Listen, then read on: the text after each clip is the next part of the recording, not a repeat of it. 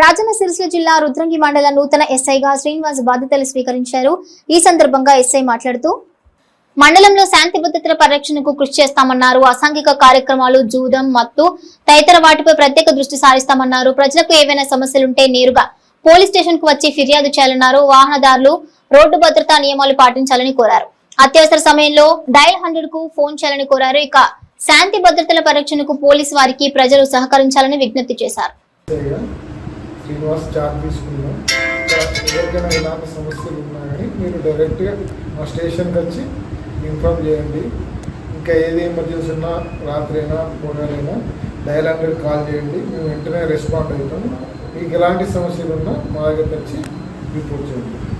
యువత ఈ మధ్యలో డ్రగ్స్కి అలవాటు పడి వారి జీవితానికి నాశనం చేసుకుంటారు. డ్రగ్స్ అలవాటు పడకుండా మీకు ఎలాంటి ఎవరైనా డ్రగ్స్ వినియోగించినట్టు తెలిస్తే వెంటనే మాకు రిపోర్ట్ చేయండి.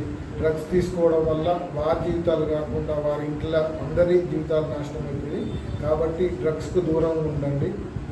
యువత మేలుకోండి. ఏదైనా ఎలాంటి డ్రగ్స్ తీసుకున్నా కానీ మా పోలీసు వారికి సమాచారం ఇవ్వండి. మీ విషయాలు గోప్యంగా ఉంచే వరకు పోలీసులకు సహకరించండి.